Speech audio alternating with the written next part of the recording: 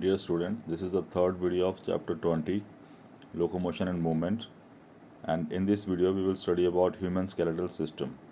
If you are watching this video for the first time, make sure you have also watched the two earlier videos for better understanding. So our today's topic is human skeletal system. So in earlier classes also you have studied about the skeletal system and you might be knowing a little bit about it. So let in this video we will discuss in detail the skeletal system. Our skeletal system, it consists of a framework of bones which are 206 in number. Besides this, there are few cartilaginous bones are present there. Bones are very hard because they have a hard matrix due to the presence of calcium salts in it. And cartilage is slightly flexible, it is slightly pliable matrix due to the presence of chondroitin salts in it. Human skeletal system can be divided into two parts. One is axial skeleton, which is shown in the diagram here. So that contains our skull, ribs, as well as the backbone. It contains 80 bones. And then appendicular skeletal, that contains 126 bones. So that contains peripheral skeletal system, that is our bones of our arms, legs, pectoral girdles, etc. So axial skeletal system that contain 80 bones has bones of head, vertebral column, sternum and the ribs. And appendicular skeletal system that contains about 126 bones. It has bones of forelimbs, bones of hind limbs, pectoral girdle as well as pelvic girdle. Let us read more about it one by one. Firstly, axial skeletal system, in it bones of head. Our head contains about 29 bones and in it the skull has 22 bones. There is one hyoid bone which is present here. This is a hyoid bone. And ear ossicles, because we have two ears, so in the middle ear we have 3 bones and that constitutes total 6 bones. The skull, it includes cranial bones as well as facial bones, and in the cranial bones, which are 8 in number, includes parietals, include frontal, then parietals, temporal, occipital, sphenoid as well as ethmoid, and we can see them in the diagram also. Look at this diagram, and many bones are visible here. That is sphenoid bone here, this one, ethmoid here, lacrimal bone here, nasal bone, zygomactic bone here, maxilla, this upper lip, and mandible, this lower jaw area, and this one is the hyoid bone, this one here. Then occipital condyle, occipital bone, this one is the occipital bone, temporal bone here, and this part of skull is called as parietal bone, and this one is the frontal bone. Our facial bones, they are 14, that include nasal, which are 2 bones, maxillae 2, zygomactics 2 in number, lacriminals 2, and palatines 2 in number, inferior nasal, which are 2 in number, mandible 1, and vomer, that is 1. So let us see some more diagrams to understand it. Look at this diagram. Here again there are some bones are seen here, and this is parietal. See here some joints, skull joints are also visible here. These are all our skull joints, and this part is frontal bone, temporal, occipital on the back side, sphenoid here, ethmoid in the eye, and nasal area in the nose, and zygomactic bone here. Maxilla is the upper lip, and mandible is the lower jaw bone. And this bone, palatine, is present near the teeth, and vomer bone is here in the nose.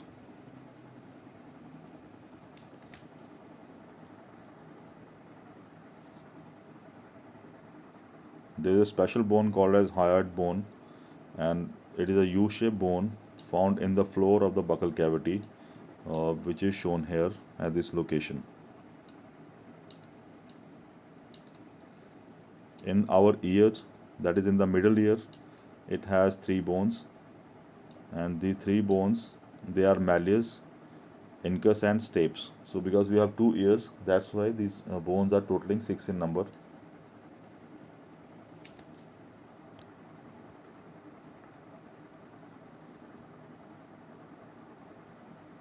So our skull, which is lying on our cervical uh, cervical bones, which are seven in number, and the skull articulates with first vertebra. The first vertebra is called atlas of the vertebral column, and with the help of two occipital condyles, it is present here. So these are the occipital condyle, and this first vertebra is called as atlas.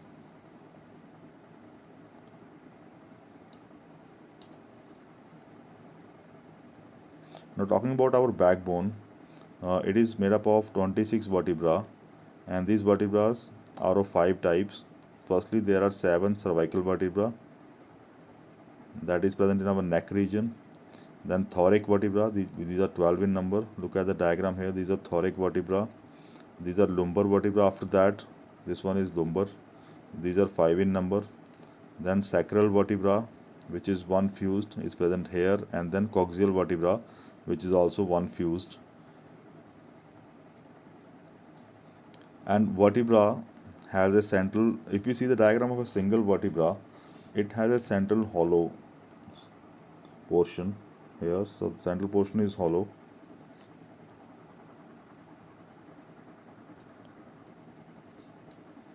and through which the spinal cord passes, because this is hollow here, and basically its purpose is to give protection to the spinal cord, because our spinal cord is passing through this hollow portion.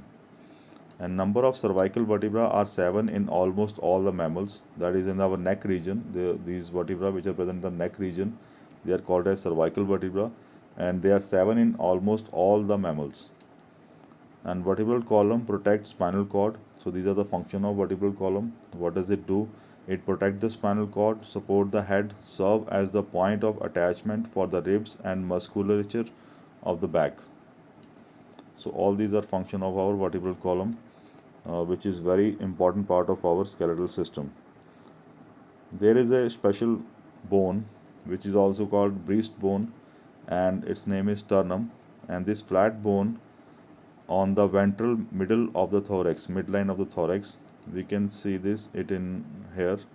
This part, this bone is sternum. It is also called as breastbone. And now talking about our ribs, there are 12 pair of ribs, and the ribs are three type of ribs. There are true ribs, which are first seven pairs. So first seven pair of ribs, these are true ribs, and vertebronchial, vertebronchial false ribs, and these are eighth, ninth, and 10th pair of ribs. That is vertebronchodral ribs, and these are floating ribs, which are 11 and 12 pair of ribs. They are floating ribs because they are not attached anywhere. So why they are called so? Let us understand it. So firstly, true ribs, they are attached to the thoracic vertebra and ventrally connected to the sternum with the help of hyaline cartilage. That's why they are true ribs, because they are fully attached to the skeletal system. And the false rib are false because they are not attached directly with the sternum, but they are joined with the seventh rib with the help of hyaline cartilage, and that's why they are called as false ribs. And the floating ribs are not attached anywhere, so that is why they are not connected ventrally, and that's why they look like just floating. So that's why they have been given the name floating ribs. Now the bones of forelimbs, that is the bones of our hands. So our arm and hand. So they are 60 bones, 30 present in the each arm as well as hand. So they include humerus, which is present here, this one, radius and ulna. This is radius, this is ulna. Carpels, which are 18 bone. Carpels are wrist bone, and metacarpals, which are palm bones, which are 5 in number. Phalanges or digits, which are 14 in number. So we can have a look at them here. So these are our carpels, metacarpals, and the phalanges.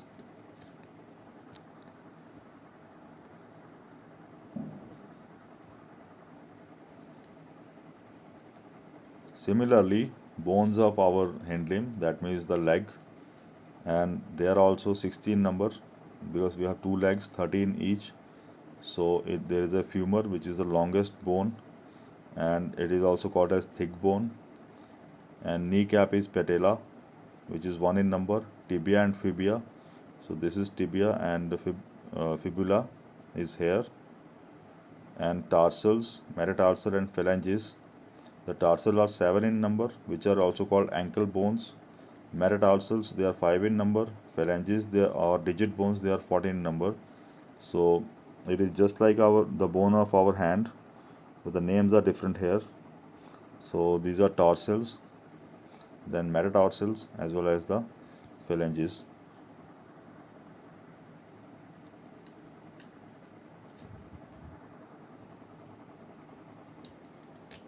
Now the bones of our pectoral girdle. So there are 4 bones, and these pectoral girdles, they are formed by the clavicle or the collar bone. Here is the clavicle or the collar bone, and these are 2 in number. And the scapula or the shoulder blade, which is 2. This is the scapula or the shoulder blade, and from here the humerus is also shown here. So scapula is the largest triangular flat bone situated in the dorsal part of the thorax between the second and the seventh rib. Scapula has a slightly elevated ridge which project as a flat expanded process called the acromion, and this clavicle articulates with this. And below the acromion is a depression called as glenoid cavity, which articulates with the head of the humerus to form a shoulder joint. So this is the glenoid cavity here, and it articulates with the head of humerus here, and it forms the shoulder joint, which is a ball and socket joint. Now about the pelvic girdle. So pelvic girdle, it has 2 bones and formed of 2 coaxial bone. Each coaxial bone is formed by the fusion of 3 bones, that is ilium, ischium, and pubis. So let us see the location of these bones.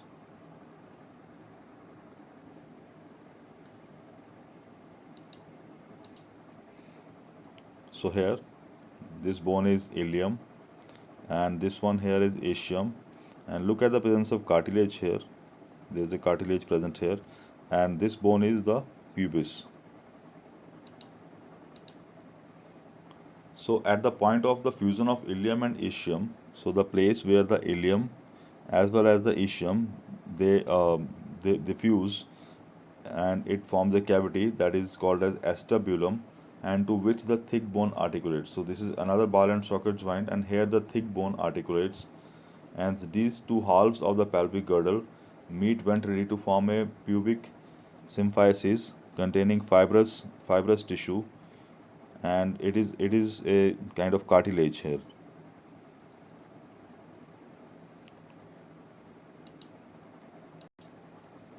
Now about the joints. So firstly, let us know what are joints. So joints are the point of contact between bones or between bones and the cartilage. So joints are present either in between the bones or between the bones and the cartilage. There are different type of joints, and these are fibrous joints or which are immovable, and the cartilaginous joints which are slightly movable, and synovial joints that are movable because they contain a fluid that is called a synovial fluid. And one by one, let us discuss them. Firstly, what are fibrous joints? So fibrous joints, as is seen in the diagram here, so these joints are present in our skull, and These are sutures between the flat skull bones. So the skull bones joints in this way to give them more strength, and these are not movable, and they are called as fibrous joints. Then cartilaginous joints, which are partially movable, so they are present in our vertebral column, and these joints are slightly movable because we can bend our backbone, but we cannot bend it too much. So bones are joined together with the help of cartilage, and the example are the joint between the adjacent vertebra. Then the synovial joints. So these synovial joints, they have a synovial fluid in them, and they are movable. So they are characterized by the presence of a fluid-filled synovial cavity between articulating surface of the two bones. And there are so many synovial joints, that is ball and socket joint, hinge joint, pivot joint, gliding joint, saddle joint. So we have studied about all of them in our earlier classes. So here are some pictures of the joints. So here all these joints, the hinge joint, they all are the synovial joints. Besides this, there are some disorders of the muscular and skeletal system. So let us discuss about these disorders also. So firstly, it is myasthenia gravis. It is an autoimmune disease. When our immune system, the job of our immune system is to protect us, but sometimes, rarely, our immune system becomes our enemy, and it start destroying our own body.